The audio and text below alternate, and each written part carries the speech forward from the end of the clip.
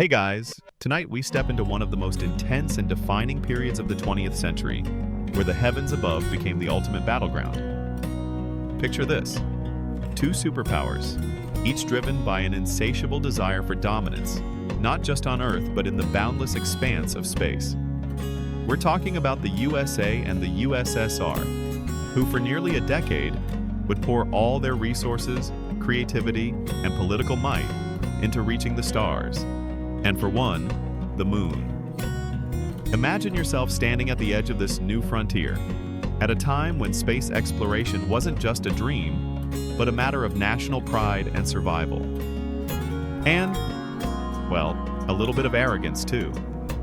You've probably seen the movies, but now we're diving into the truth behind the competition that defined the Cold War. Oh, and speaking of cold, you probably won't survive this journey without a bit of warmth. So, before you get comfortable, take a moment to like the video and subscribe, but only if you genuinely enjoy what I do here. Also, why not drop a comment letting me know where you're tuning in from and what time it is where you are? I'm curious to know where in the world you're taking this historic ride with me tonight. Now, dim the lights, maybe turn on a fan for that soft background hum, and let's ease into tonight's journey together. As we kick off, let's rewind to the late 1950s. The world was already divided, politically, ideologically, and economically, between the United States and the Soviet Union.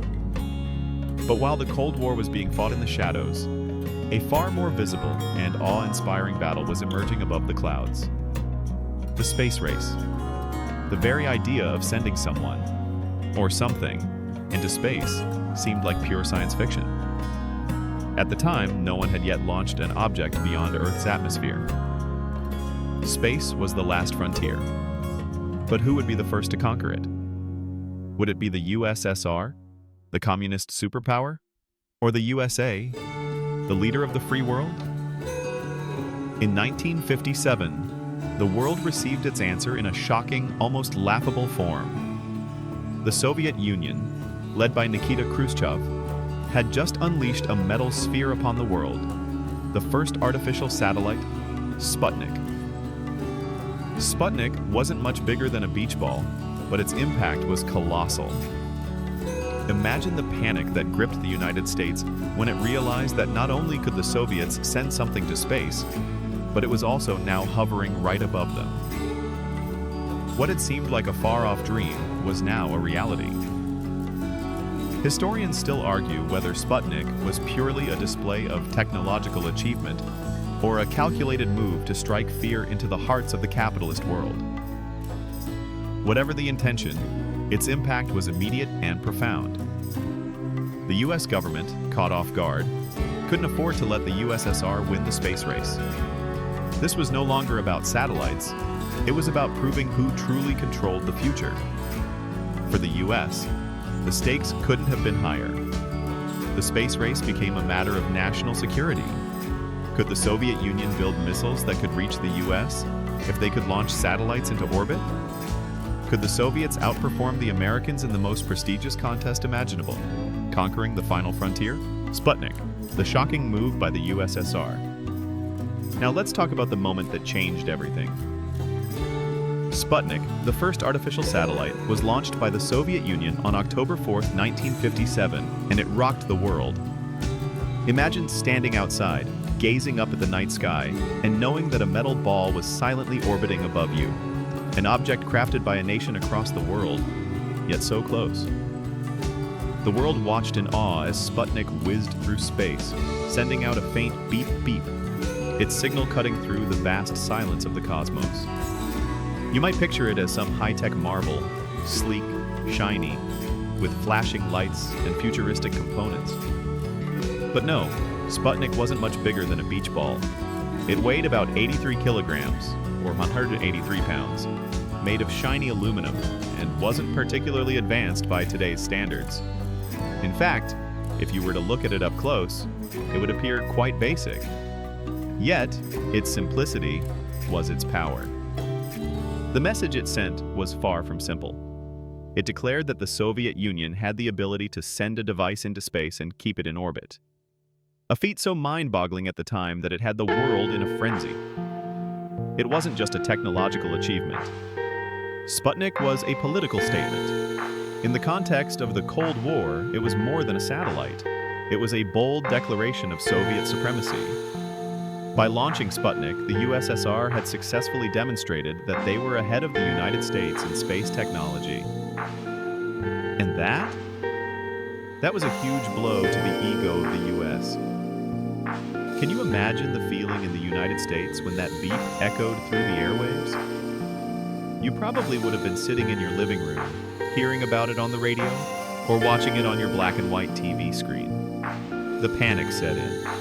This wasn't just some peaceful space exploration, it was an act of competition, an arms race of a different kind. Historians still debate whether the Soviet Union's intention with Sputnik was strictly political or simply scientific. Some argue that it was a carefully crafted political move designed to stoke fear and assert dominance. Others believe the Soviets genuinely wanted to push the boundaries of science and technology. Either way, the consequences were clear. It jolted America into action. So, what did the United States do? Panic. Well, maybe that's an exaggeration, but let's just say the space race suddenly became a national emergency. The US government scrambled to figure out how to catch up, and the National Aeronautics and Space Administration, or NASA, was born out of this urgency in 1958. But it wasn't just about satellites. No, this was a full-blown race to get into space, and, more importantly, to get to the moon. To make things more dramatic, the space race wasn't just about technological prowess. It was about national pride. For both the US and the USSR, their ability to dominate space was wrapped up in the bigger battle of global supremacy. Sputnik wasn't just a satellite. It was a declaration of technological, military, and ideological superiority. The unexpected fallout of Sputnik. While Sputnik may have sparked panic in the US, it had unintended consequences. For one, it proved that space was no longer the realm of the imagination. It was real. It was happening. And it could be used for more than just sending beeps into the night. Sputnik set off a series of scientific advancements and also made the US government realize that the Soviets were ahead not just in space exploration, but in education and scientific research. The US quickly responded with the creation of Explorer 1, America's first successful satellite, launched in January 1958. But by this point, the psychological war was already in full swing. In the minds of the American public, the Soviet Union had just proved that they were ahead, not just in technology, but in global influence.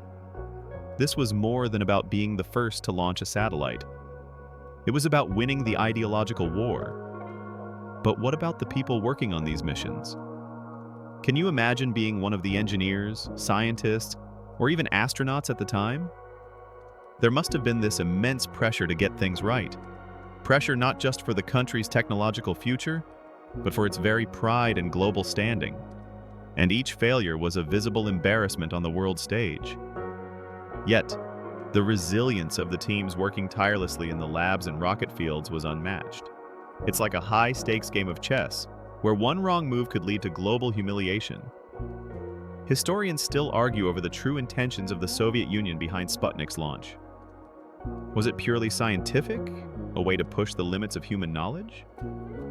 Or was it designed with a deep sense of political motivation, to show the world that the USSR was the superior power, ready to lead the new era of space exploration?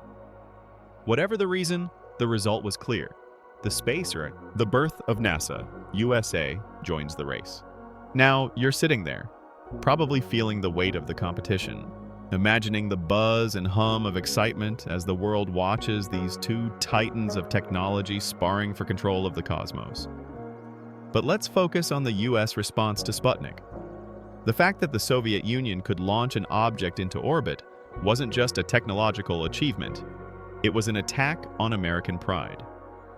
After all, America had always prided itself on being the leader of the free world, the beacon of technological innovation, and the pinnacle of human ingenuity. Now, that very title was in question. With the shock still fresh, the United States scrambled. You can almost feel the sense of urgency in the air. The race wasn't just for science, it was a race for the future, for security, and most importantly, for global dominance. And that's when NASA was born, the National Aeronautics and Space Administration. Formed in 1958, just a year after Sputnik's launch, NASA was a direct response to the USSR's achievement.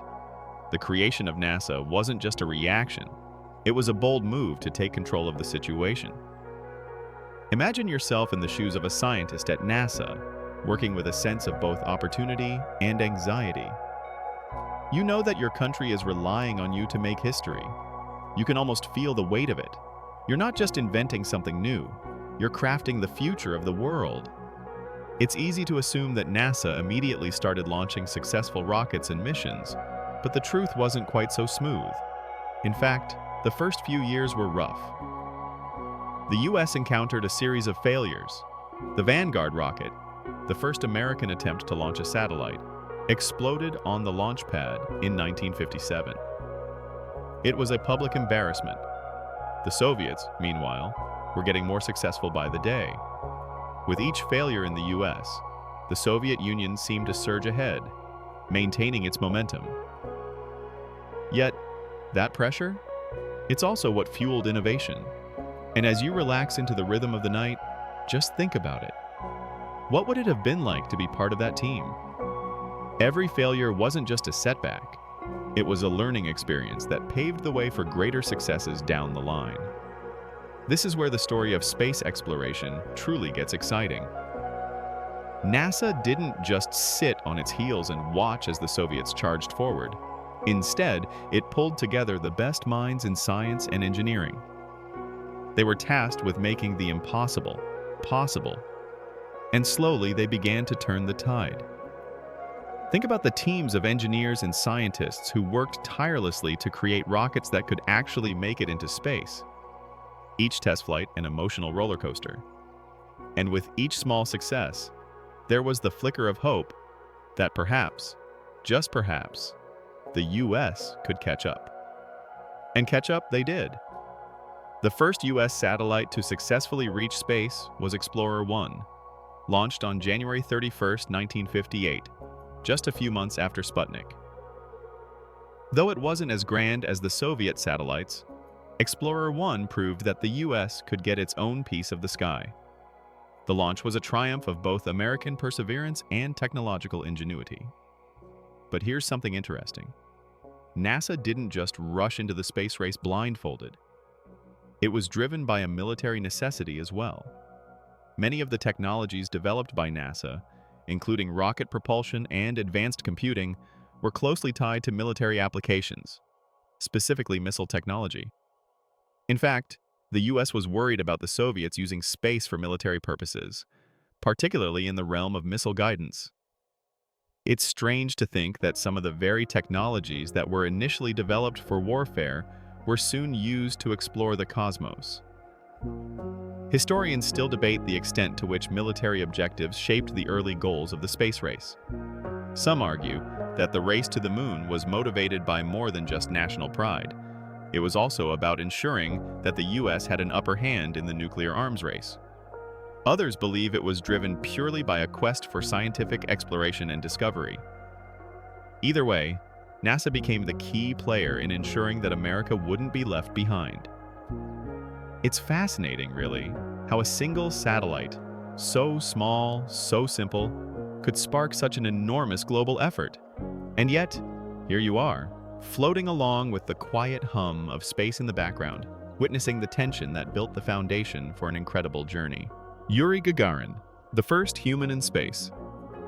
Imagine the surreal feeling that must have gripped the world on April 12, 1961, when the Soviet Union launched Yuri Gagarin into space. This wasn't just another milestone in the space race. It was a moment that made the impossible seem suddenly within reach. Gagarin's spacecraft, Vostok 1, was a capsule that looked like something from a science fiction movie, but there was nothing imaginary about it.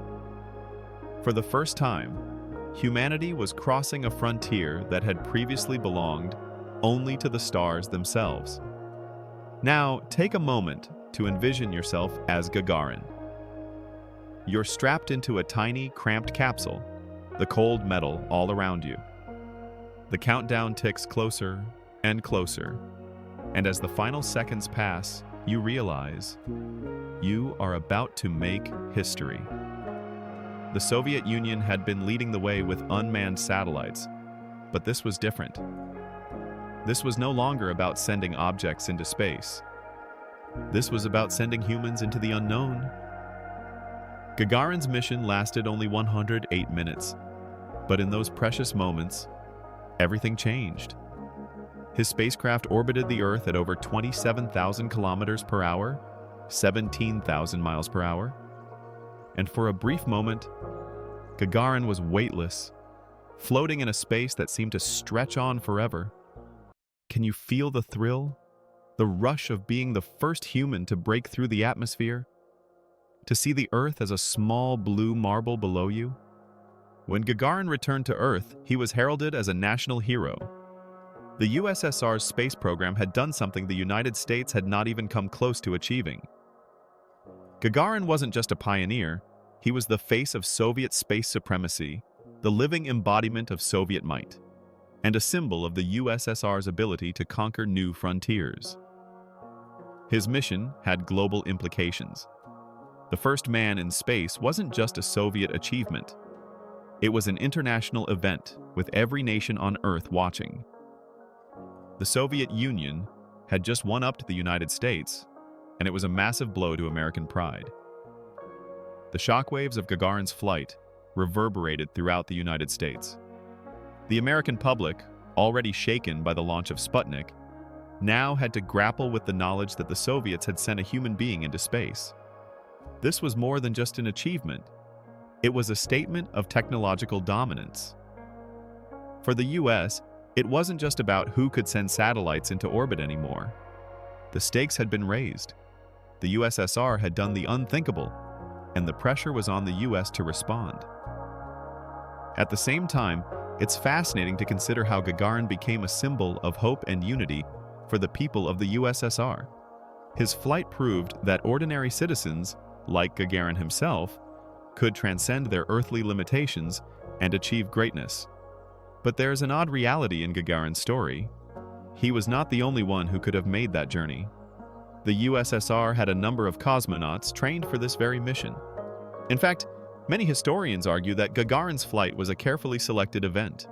He was the perfect candidate, not just because he was a skilled pilot, but because his personality and appearance made him the ideal figure to embody Soviet ideals. He was young, charismatic, and perhaps most importantly, he was a symbol of Soviet strength and ambition. Historians still debate whether the Soviet Union's decision to send Yuri Gagarin into space was a carefully curated political act, or whether it was purely about pushing the boundaries of human exploration. Did the Soviet Union want to show the world that they were superior in technology and space exploration, or was it simply a bold move to galvanize the Soviet people and promote their political system?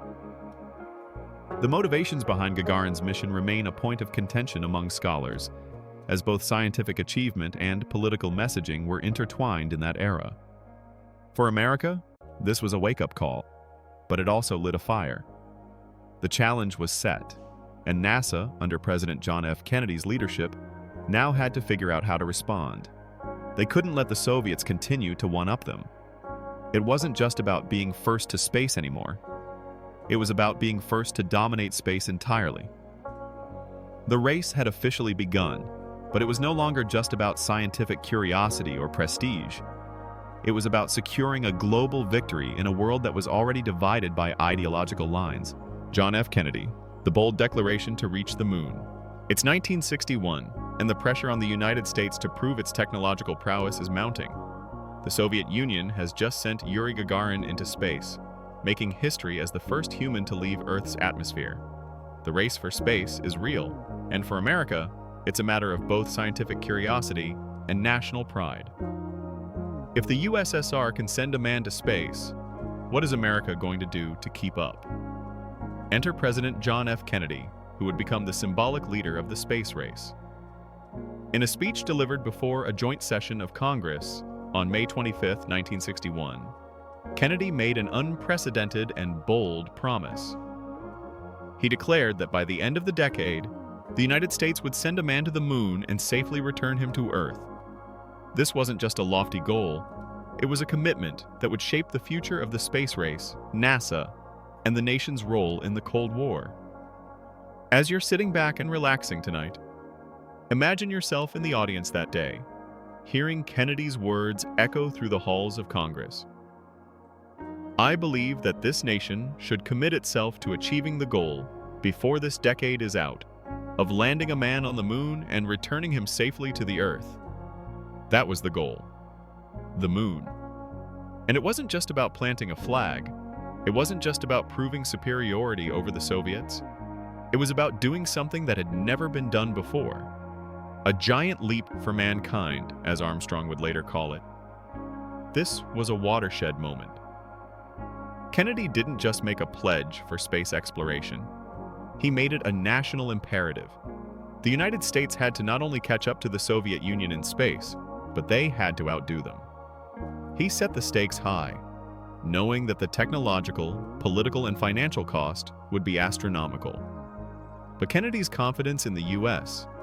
would push NASA and the nation toward achieving something so incredible it would be remembered for generations. But let's get real for a moment. Did anyone honestly think they could pull it off? Think about it. Sending a human to the moon and back. In 1961, we're talking about a time when the internet didn't even exist, and computer technology was still in its infancy. To think that Kennedy's goal could be realized in just 9 years, it seemed like a tall order. Yet here we are, preparing to explore this monumental effort. But Kennedy had more than just ambition on his side. The Cold War had created an environment where the space race wasn't just about technology, it was about prestige. The world's superpowers were at odds, and the space race became a key battleground. The Soviets had the first satellite, the first man in space, and now America had to catch up. Kennedy was keenly aware of this. He wasn't just fighting for space supremacy, he was fighting for global leadership. Historians still debate the true motivations behind Kennedy's pledge to the moon. Was it purely about the Cold War rivalry with the USSR? Was it about space exploration for the sake of discovery? Or was it a combination of both, where the desire to win the space race was interwoven with a deeper political strategy? Whatever the true motivations, there was no denying the urgency that Kennedy's goal created. It galvanized NASA, the American public, and the entire country to rally behind the cause. Money was poured into the space program. Thousands of scientists, engineers, and astronauts were recruited, and a national obsession with space exploration was born. As you sit back, imagine what it must have been like for those at NASA. The pressure to succeed must have been immense, knowing that the eyes of the world were upon them. The United States wasn't just competing in the space race. They had now set the ultimate goal, the moon. A goal so audacious that it left the rest of the world holding its breath. With Kennedy's words ringing in the air, the world watched as NASA ramped up its efforts. The launch of Project Mercury, the creation of new spacecraft, and the building of new technologies pushed the boundaries of what was thought possible. But as we know, it wasn't going to be easy. It would take more than money, time, and effort. It would take sacrifices, innovation, and the willingness to fail and try again. But Kennedy's declaration set the stage for what would eventually become one of humanity's greatest achievements. As we move forward in the story, consider this. How many failures did it take to get to that moment? How many rockets exploded? How many mistakes were made before those historic words, "Houston, we have a problem," were uttered? Every mistake, every setback, would be part of the road to success. And the first step on that road was Kennedy's decision to place America's future in space squarely in the hands of the people at NASA. Satellites and spacecraft, the technological competition. Now we've set the stage with Kennedy's audacious goal of landing a man on the moon, but before we could get to that historic moment, there was a lot of work to be done. And this wasn't going to be just a race to the moon. It was a full-blown technological arms race. And to be honest, the journey from Sputnik to Apollo 11 wasn't a straight shot. It was a series of leaps, stumbles, and breakthroughs that transformed space technology as we know it. The race wasn't only about human spaceflight, it was about everything. Satellites, rockets, space capsules, and all the systems in between. Each new launch, whether successful or disastrous, pushed both the USSR and the United States to the limits of what was possible in technology, engineering, and human endurance. And all of this was happening in a time when the digital revolution was still a glimmer on the horizon. It was like trying to bake a cake when you've never seen a recipe, don't have the right tools, and someone's breathing down your neck, waiting for you to fail. First up, let's talk about satellites. In the beginning, both the Soviets and the US were launching satellites into orbit like they were hotcakes. The first satellite, Sputnik, had proven the Soviets were ahead. And yet, as we know, the US wasn't one to take kindly to being one-upped. So, Explorer 1, launched on January 31st, 1958, became the first successful American satellite, quickly followed by more and more innovations. One might think that all this tech would come quickly, but nope, there were a lot of fails and flops along the way. Remember when America's Vanguard satellite exploded on the launch pad? Ouch, right? That's the kind of thing you really don't want to happen when the eyes of the world are on you. But failure wasn't a roadblock. It was just another step in the journey. And while the US was catching up with their satellite launches, the Soviets were stepping up their game with bigger, bolder missions. They launched the first spacecraft to reach the moon, Luna 2, in 1959, and even though it crashed, they made history with that achievement. Then came Luna 9, which made the first successful soft landing on the moon in 1966. These were monumental moments in space exploration, but the US wasn't backing down. They were watching every move, learning, and preparing for the ultimate challenge, the moon landing. Meanwhile, on the human spaceflight front, the Soviets had Yuri Gagarin, the first man in space. But America? America had its own ideas. The Mercury program was the United States' first human spaceflight effort, and the goal was simple: send one person into space and return them safely. That mission was completed in 1961 by Alan Shepard, who made a short 15-minute suborbital flight. Though it wasn't as long as Gagarin's, it marked a crucial step forward for the US. Yet again, a single man's journey had triggered a cascade of hope, fear, and determination in both countries. But even as Mercury was underway, the Soviets were already working on something bigger: the Vostok program, which involved more advanced spacecraft and more sophisticated orbital missions. The Soviets were not just content with having the first man in space. They were moving forward, keeping the momentum. Historians still debate the true significance of these technological milestones. Did each new rocket, each new satellite, truly represent a leap forward for humanity? Or were they more about proving a point? Was space exploration more of a prestige contest, with each side simply trying to outdo the other?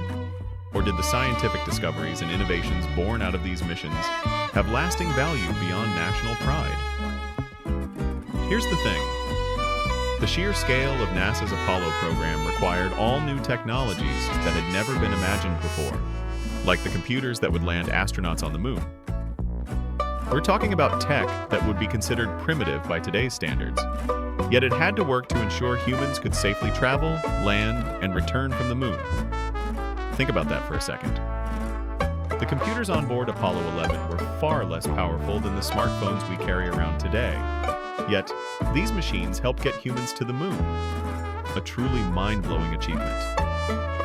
So, while the Soviets had built a strong foundation in space technology, the US was about to take everything to the next level with Apollo 11. And that's where things get even more exciting, because the US wasn't just catching up anymore. They were going to take the lead. But, as we know, the road to the moon was anything but smooth. In the meantime, you might wonder what Gagarin thought about all this. Did he feel proud of his accomplishments? Did he feel as if he had done enough to define space exploration for the next generation?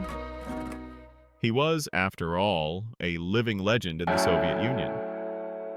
But we also know that Gagarin wasn't alone in space.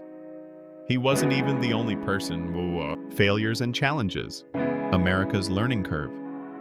As we move forward, let's take a moment to reflect on the painful reality of space exploration, the failures. Behind the scenes, while the world was mesmerized by these incredible space feats, both the USA and the USSR were learning hard lessons. Space exploration was not a clean, straightforward path. It was full of trials, setbacks, and tragic failures. Now, imagine the pressure, the sleepless nights, and the anxious anticipation of those scientists, engineers, and astronauts. You're part of a team that's trying to build rockets capable of taking humanity beyond Earth's atmosphere. Each test launch is a gamble. Each failure can mean the end of a career, a tarnished reputation, or even the death of an astronaut. Every failed rocket launch, every exploding test flight, brought with it deep disappointment, but also vital lessons. America's early attempts in space were nothing short of a disaster. In the midst of the US trying to catch up with the USSR, there was the infamous explosion of the Vanguard rocket in 1957. It was supposed to be America's big moment, a satellite that would prove America wasn't behind. Instead, it became an infamous failure, with the rocket failing to even leave the launch pad. The media, in a sense, feasted on the failure. The Soviets had a huge victory to celebrate, and the US was left in the shadows of their success. But here's the thing, failure didn't stop America from pushing forward. As we've already seen, there were numerous setbacks for NASA in the early years. After the Vanguard disaster, NASA wasn't about to let their morale be shattered. Instead, the pressure of failure turned into fuel. Think about it, you're at NASA working on a new project. The world is watching, and after each failure, the mission still goes on. The stakes couldn't have been higher. The Mercury program, despite its initial shortcomings, ultimately set the stage for greater things. And as the Mercury flights began to succeed, a new chapter began. It wasn't just about building rockets that would fly into space. It was about figuring out how to build the best rockets that would get astronauts there safely. And so, Project Gemini emerged. Gemini would test the limits of human space travel in preparation for the real prize, the moon. At the same time, the Soviets were continuing to push boundaries. They weren't immune to failure either. While the USSR had launched the first satellite, the first man in space, they too were dealing with setbacks. There were rocket explosions and other mishaps. Even Yuri Gagarin wasn't immune to the brutal realities of space exploration. He was an icon, but he faced the same challenges as every other cosmonaut, and his flight had its own set of difficulties. But here's the kicker. Failure in space exploration wasn't just inevitable, it was necessary. Every test, every failed attempt, every mistake paved the way for greater success down the road. For America, the vision of putting a man on the moon kept the dream alive, and NASA's engineers and astronauts were more determined than ever. One of the most important lessons learned in this period was that space exploration demanded a different kind of resilience, one that would not only endure the inevitable technical failures, but would also rise to meet them. It was clear that space exploration wasn't for the faint-hearted. But the relentless pursuit of excellence led to the Apollo program, which would later make history. And, of course, there was a very important lesson to be learned about the human cost of space exploration. While the Soviets had their own astronauts and cosmonauts, the US had its own share of tragedies. The Apollo 1 accident, which claimed the lives of astronauts Gus Grissom, Ed White, and Roger B. Chaffee in 1967, was a sobering reminder of the dangers involved in space exploration. The astronauts died during a routine ground test in a flash fire that broke out in their spacecraft, showing just how vulnerable the human body was when subjected to the extreme conditions of space. These deaths weren't just technical failures. They were tragic reminders of the very real risks of venturing into the unknown. What followed was a critical reevaluation of NASA's safety measures, a redesign of spacecraft systems, and new protocols to ensure that nothing like the Apollo 1 accident could ever happen again. The truth is that, despite the intense competition between the US and the USSR, both nations had one shared goal: to safely send humans into space and return them home. But what about the people who were behind all this? The engineers, the scientists, the astronauts? Can you imagine the mental and physical toll this took? Each failure, each setback had its own emotional cost. The pressure to get things right must have been overwhelming. And yet, as we'll see, each failure, each hard lesson, would eventually culminate in one of the greatest achievements in human. The USSR's continued space successes. While the United States was grappling with its challenges and occasional failures, the Soviet Union wasn't slowing down. In fact, they continued to flex their muscles in the space race, sending more manned missions, launching groundbreaking spacecraft, and achieving milestones that kept the pressure on the US high. It wasn't just about sending satellites into space anymore. This was now a full-fledged, high-stakes war for space dominance. By the early 1960s, the Soviets had already proven their technical prowess with the launch of Sputnik 1 and Sputnik 2, which carried the first living creature into space, Laika, the dog. But what came next was even more significant. In 1963, the USSR launched Valentina Tereshkova, the first woman in space, who completed a 3-day mission aboard Vostok 6. Tereshkova's achievement was a major propaganda victory for the USSR, and it demonstrated that the Soviet Union was making strides in human spaceflight that the US had yet to match. Think about the symbolism of this for a moment. Valentina Tereshkova wasn't just an astronaut. She was a living symbol of Soviet equality and empowerment. In a time when the world was rife with gender inequality, this was a statement. Women could reach for the stars too. The Soviet Union wasn't just interested in being the first to space. They were interested in shaping the narrative of their success, highlighting the possibilities for all people under their system. However, it wasn't just the symbolism of sending the first woman into space that kept the Soviets ahead.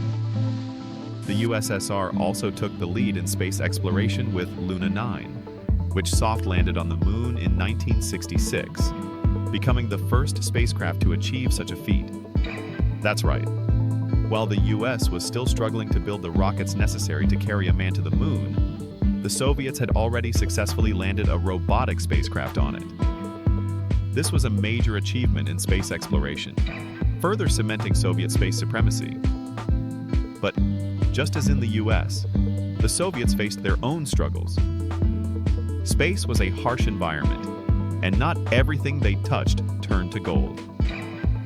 The USSR also suffered a number of mishaps and setbacks. One of their major missions, Luna 15, was meant to land on the Moon just days before Apollo 11. The spacecraft failed during its descent, crashing into the lunar surface in July 1969, just hours before Neil Armstrong and Buzz Aldrin touched down. The Soviets never did manage to send a human to the Moon, despite their early successes. Historians still argue about the impact of these Soviet achievements on the United States. Did the Soviet Union's string of successes serve as genuine technological and scientific advancements? Or were they simply politically driven efforts to outshine the US? While both sides had their moments of triumph, the question remains: did the Soviets push the US into the space race because of genuine scientific ambition? Or was it all part of a larger ideological battle? For many, it seemed clear that the space race had grown beyond mere competition. It was now a battle for the future, not just in technology, but in ideology. The question wasn't simply about who could get to space faster. It was about which system could claim the future as its own. If the USSR could prove its technological superiority, it would gain the moral high ground on the world stage. If the US could get to the moon first, it would validate the capitalist system, showing that free market competition led to the greatest achievements. So in a way, every Soviet success and every failure was not just about space. It was about creating a narrative, both for their people and for the world. And as we sit here, winding down, think about the tension that must have filled the air in both countries. The stakes were high, not just for the countries involved, but for the future of humanity. Who would ultimately prove to be the leaders in this new world? As the Soviets continued their space endeavors, America's challenge grew. The pressure to respond, to not let the Soviets dominate this new frontier, was building. The public was watching. NASA, despite its earlier setbacks, was gearing up for its most ambitious project yet. The moon landing was within reach, but the road to getting there would be more challenging than anyone had ever anticipated. America's response: Apollo 11 and the moon landing. The stage was set. By the late 1960s, the Soviet Union had secured some notable space achievements: the first satellite, the first living creature in space, and the first human in orbit. They had also become the first nation to land a spacecraft on the moon, though it was an unmanned mission. Meanwhile, the United States was catching up, slowly but surely. Yet, the true battle for supremacy in the space race would hinge on one ultimate goal: landing a human on the moon and bringing them safely back to Earth. Now, let's take a deep breath and imagine the buildup. You're an engineer at NASA, or perhaps an astronaut yourself, preparing for the most important mission of your career. After years of trial and error, failed missions, and countless hours of work, you're now a part of a team that is poised to make history. Apollo 11, the mission that would land Neil Armstrong and Buzz Aldrin on the moon, was ready for its moment. It's hard to even comprehend the weight of what was about to happen. The world watched as Apollo 11 launched from the Kennedy Space Center on July 16, 1969. The sheer scale of this operation was staggering.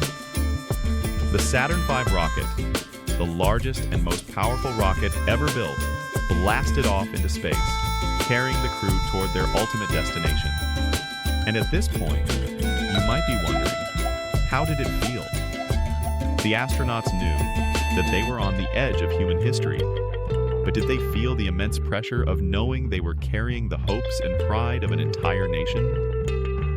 On July 20th, 1969, after traveling for nearly 4 days through the vacuum of space, Apollo 11 finally reached the moon's surface. And this is where things get truly iconic. The moment Neil Armstrong set foot on the lunar surface, he spoke the famous words, "That's one small step for a man, one giant leap for mankind."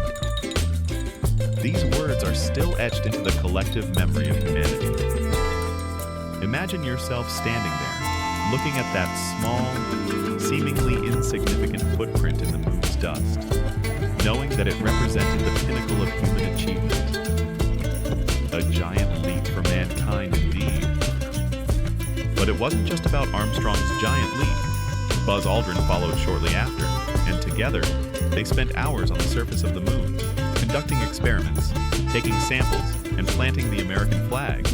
It wasn't just about winning the space race. It was about proving that humanity could do the unimaginable.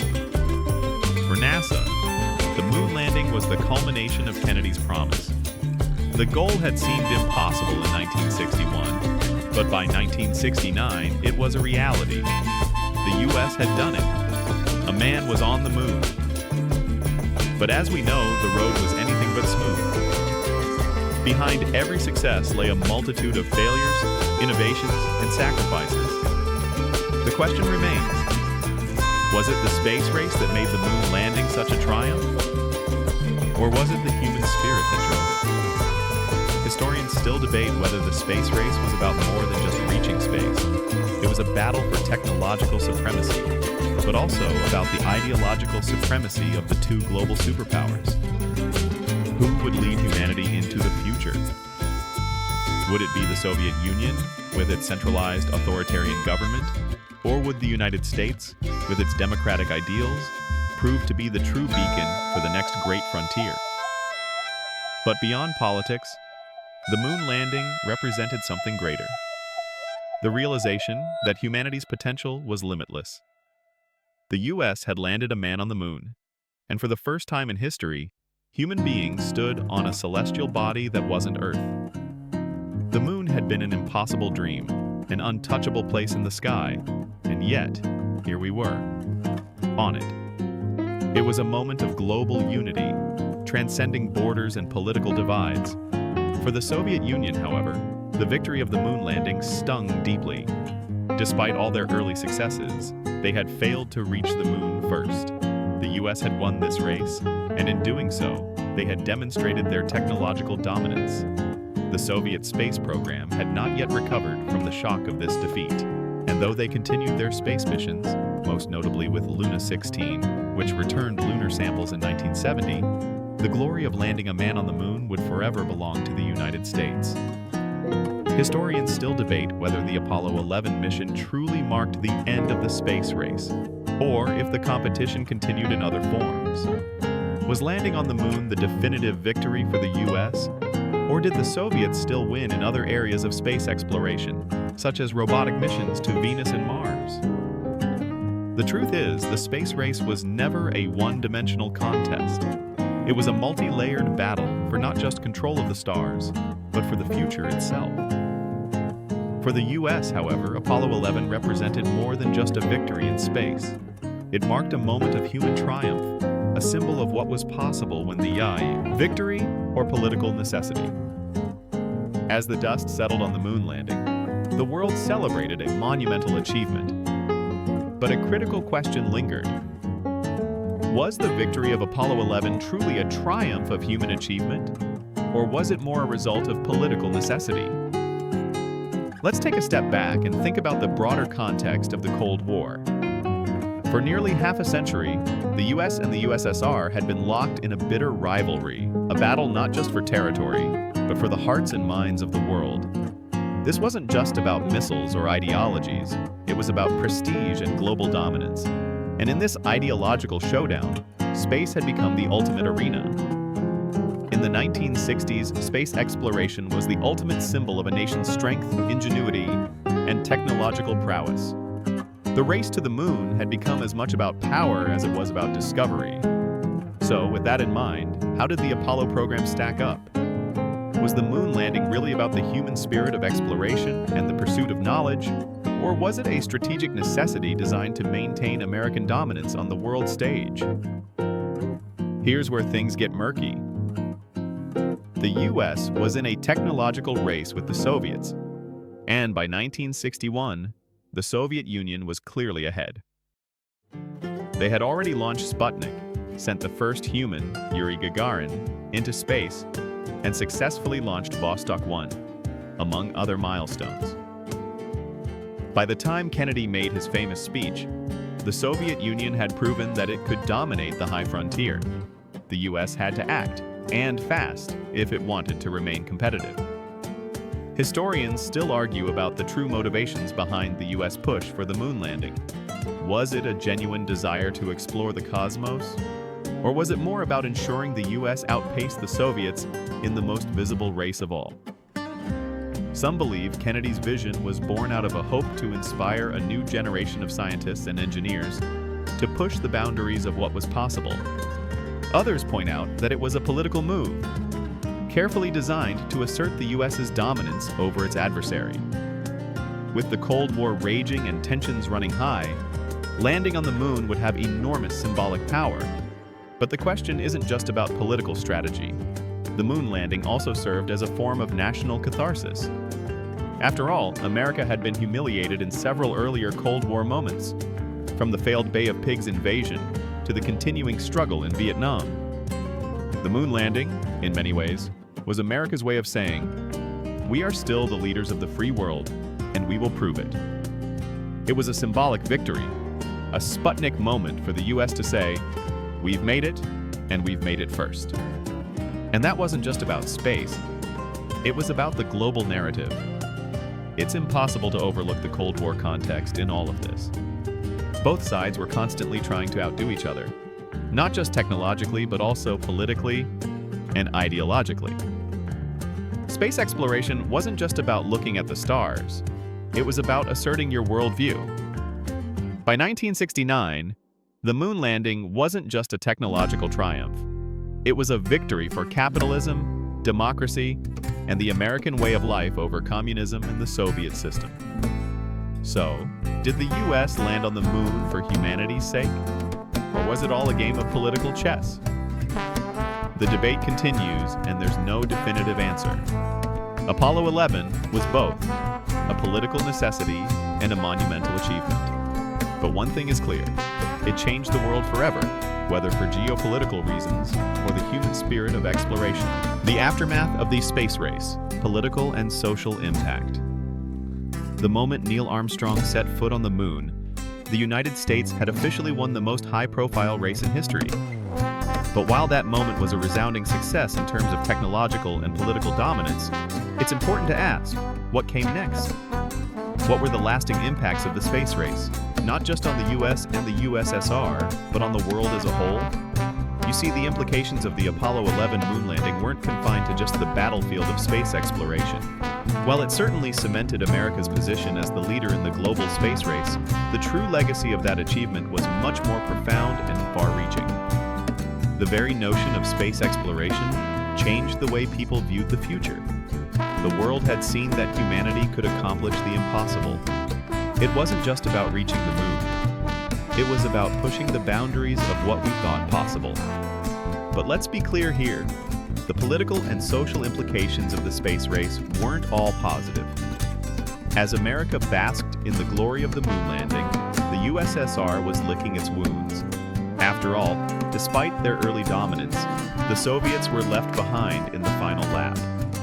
Sure, they had achieved remarkable milestones in space exploration.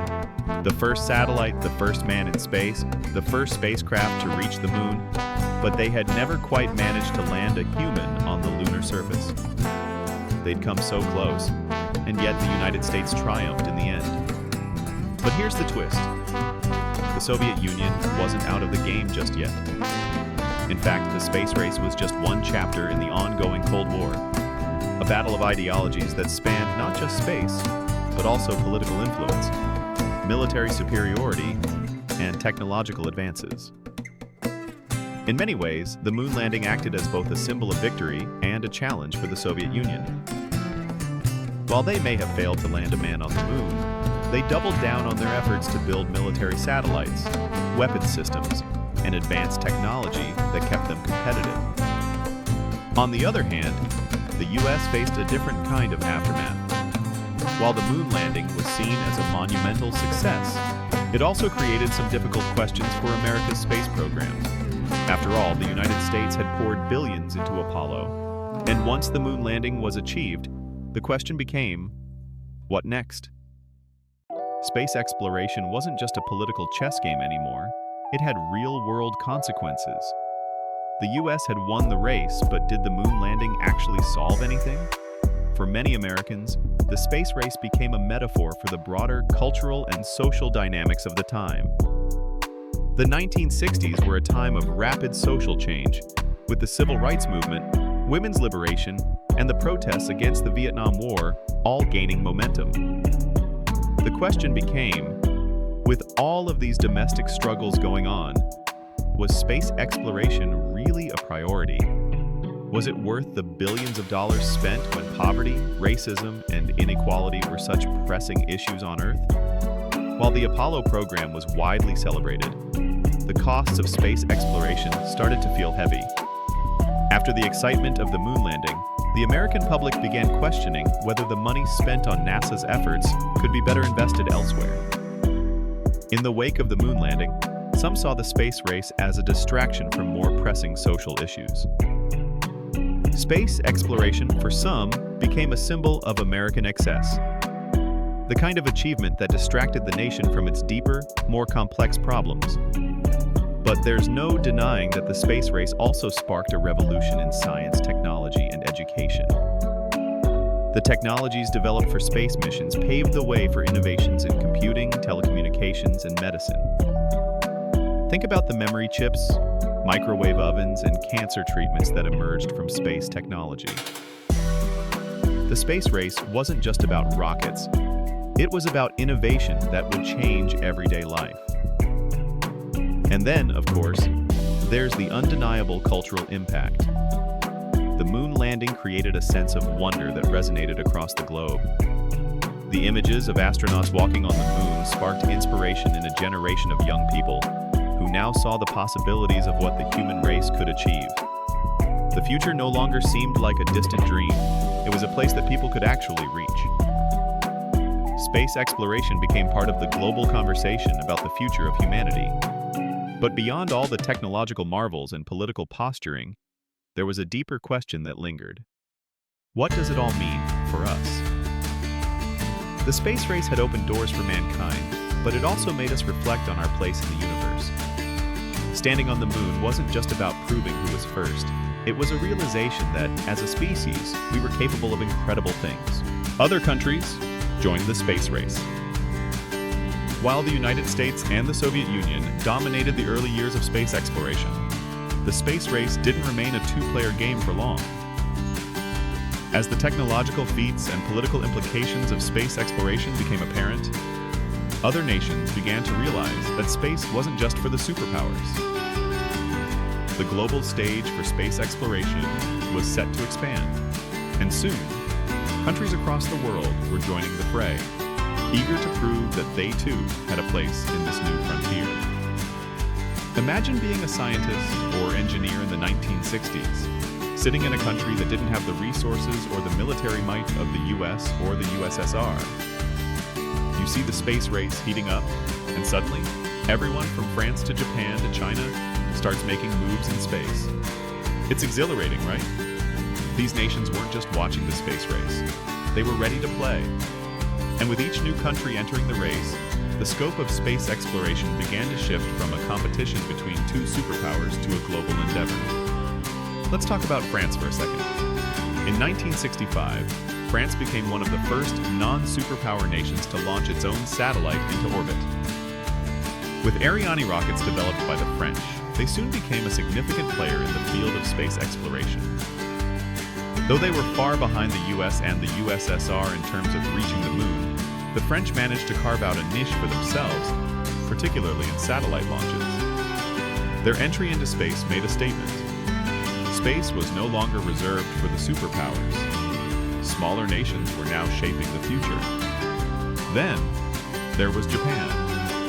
After years of rebuilding from the Second World War, Japan emerged as a significant technological powerhouse. In 1970, Japan launched its first satellite, Osumi, into space, marking the country's arrival as a space-faring nation. By the late 20th century, Japan would become a key player in satellite technology and space missions, collaborating with agencies like NASA and others. This wasn't just about catching up. It was about advancing and contributing to the shared knowledge of space. Even countries like India and China started to make their moves. India's space program was relatively humble at first, but by the 21st century, it would make history with Mangalyaan, the first interplanetary mission by India, landing a probe on Mars in 2014. Likewise, China made a significant leap in the 2000s when it became the third country to independently send a human into space, with Yang Liwei's successful Shenzhou 5 mission in 2003. Historians still debate the role of these smaller nations in the space race. Were they simply playing catch-up with the big superpowers? Or did their participation help shape the future of space exploration in ways that the US and the USSR could never have predicted? One thing's for certain. Once nations like France, Japan, India, and China entered the fray, the world was no longer just divided between two superpowers. It was now a global race, with nations from all over the world contributing to the future of space exploration. It was no longer about just one country winning. It was about the collective progress of humanity. You can almost feel the excitement and the tension as each new nation took its first step into space. It was as if space itself had become a metaphor for opportunity, a new frontier where everyone, no matter their size or influence, could contribute and leave their mark. As these nations began contributing, the idea of international cooperation in space grew. By the 1990s, we saw the formation of the International Space Station, ISS, a collaborative project between the US, Russia, Europe, Japan, and Canada. Suddenly, the very Cold War rivalry that had defined the early years of the space race seemed to dissipate, replaced by a collective effort to explore and utilize space in ways that benefited everyone. However, the growing number of players in the space game also meant that the stakes were higher. It wasn't just about beating the Soviets or Americans anymore. It was about global influence and technological superiority in a new and expanding arena. The competition wasn't over, but it had become a collaborative effort that reshaped the way nations viewed space. In a way, this change in the space race symbolized a broader shift in geopolitics.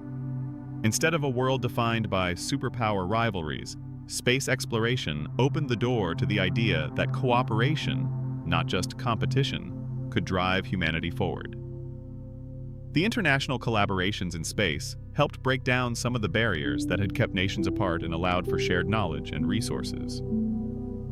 As we move forward in our story, you might wonder, how did the continued participation of these new countries in space influence the trajectory of human space exploration? What challenges and opportunities did they face as they reached for the stars? The future of space exploration beyond the race. Now that the space race has shifted from a two-player contest to a more global endeavor, the question arises, what comes next? The moon landing, the space shuttle, the space station, it was all groundbreaking, but where does humanity go from here?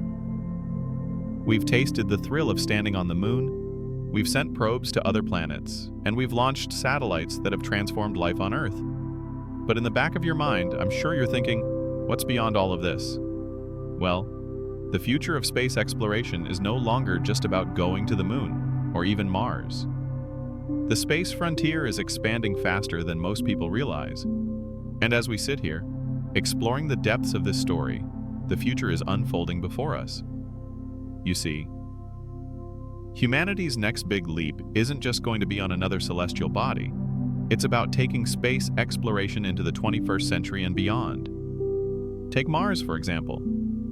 Mars has long been humanity's next big destination in space. After the moon, it's the next logical step for exploration. And it's not just a dream anymore. We're talking about serious missions, including the ambitious plans by NASA, SpaceX, and private companies to send humans to the Red Planet. These missions are set to take place in the 2020s and 2030s. But as exciting as that sounds, it's going to take much more than just the technology we have now to make that happen. Imagine preparing to live on a planet that has an atmosphere unbreathable for humans, extreme temperatures, and no water in liquid form. Yet, the human desire to conquer and to explore the unknown is pushing us ever closer to making Mars the next home away from home. Speaking of SpaceX, Elon Musk's company has become a driving force in the new era of space exploration. His ultimate goal? To colonize Mars. Sure, it may sound like science fiction, but Musk has already taken massive steps to make it a reality. The Starship rocket, designed by SpaceX, is intended to be the vehicle to send humans and cargo to Mars and beyond. SpaceX has also dramatically reduced the cost of space travel through the development of reusable rockets, which have already launched and returned to Earth multiple times, making space more affordable and accessible than ever before. The idea of space tourism is also starting to take shape. The concept that only astronauts can go into space is changing. Virgin Galactic and Blue Origin are companies that aim to make space travel a reality for private citizens. While we're a long way from making space tourism a mainstream business, we've seen private flights into space with companies like Blue Origin's New Shepard and Virgin Galactic's Spaceship Two, making their first successful trips with non-professional astronauts. Who knows? One day, you could be among those sitting aboard a rocket, looking down at Earth from space. Imagine the sheer thrill of seeing our planet from space, Something once reserved for the select few is now inching closer to the possibility for the masses. But it's not just about Mars. Humanity is also starting to seriously talk about the moon again. NASA's Artemis program, launched in 2020, aims to put the first woman and the next man on the moon by the mid-2020s. And this time, we won't just plant a flag and leave. We'll establish a sustainable presence on the moon. This marks the beginning of moon bases, where astronauts could potentially live for extended periods, learning how to survive in space long-term and using the moon as a springboard for future missions to Mars and beyond. The idea of a lunar base, a permanent human presence on the moon, seems almost unbelievable. But the technology is advancing rapidly. We're developing new materials, new techniques for growing food in space, and new methods to extract resources from the moon itself. That's right. The moon could be used as a resource hub for the rest of space exploration. We could mine it for water, oxygen, and minerals, reducing the need to launch supplies from Earth and making space exploration more self-sustaining. And don't forget the robotic missions. We've already sent probes to planets like Jupiter, Saturn, and Venus. But humanity's curiosity doesn't stop there. The James Webb Space Telescope, set to launch soon, will allow us to peer deeper into the cosmos than ever before. It promises to answer some of the biggest questions about the origins of the universe, exoplanets, and potential signs of life beyond Earth. Who knows? One of these discoveries could point to a place where humans could one day live or make contact with an extraterrestrial civilization. It may sound like the stuff of science fiction, but the science community is already laying the groundwork for first contact. At the same time, countries that were once considered space novices are becoming pioneers. India's Chandrayaan missions have taken major steps toward lunar exploration, while China has successfully landed its own rovers, the legacy of the space race on future generations. As we look ahead, it's clear that the legacy of the space race isn't just confined to the historical achievements of the 20th century. The technological advancements, scientific discoveries, and global influence stemming from this fierce competition between the US and the USSR have paved the way for future generations to dream bigger, reach farther, and explore deeper than we ever thought possible. Let's take a moment to think about the world today.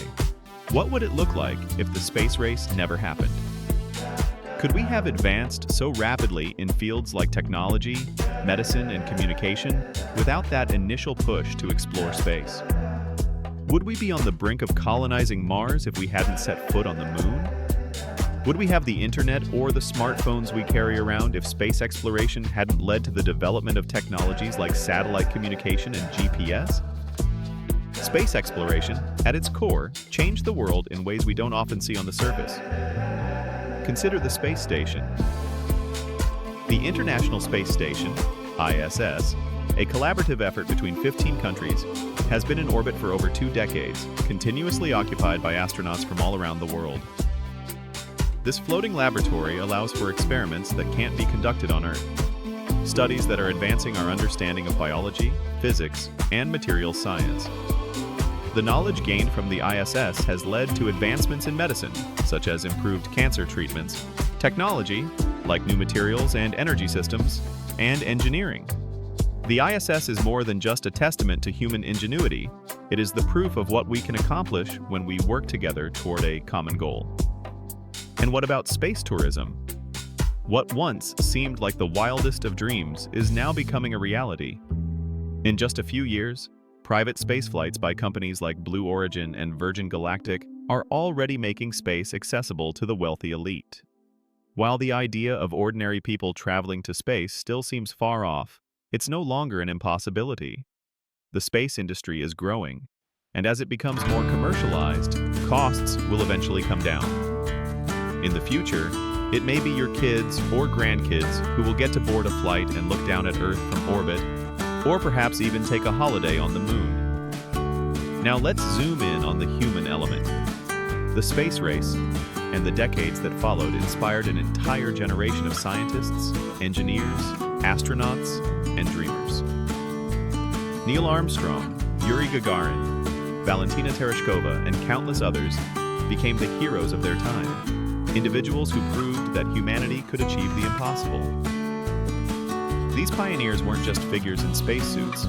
They were symbols of what determination, courage, and a willingness to push the boundaries of knowledge could accomplish. The space programs also sparked an education revolution. Schools began offering more STEM, science, technology, engineering, and mathematics programs. Young children grew up with space exploration as a part of their worldview, a vision that anything was possible if they put their minds to it.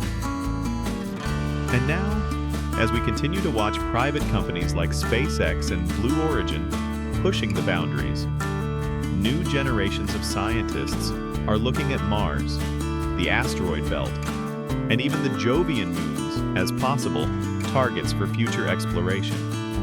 Just think, your children could very well become the first generation to live on another planet. What a mind-blowing thought.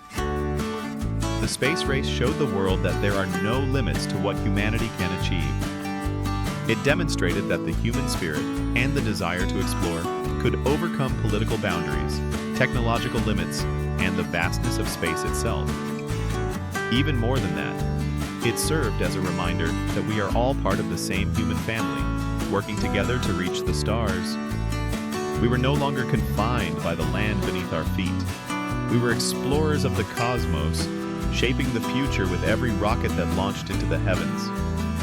But perhaps the most profound legacy of the space race is the way it transformed how we see ourselves in relation to the universe. Standing on the moon for the first time, humanity saw Earth not as a collection of nations and borders, but as a single, beautiful planet, a blue marble suspended in the vast expanse of space.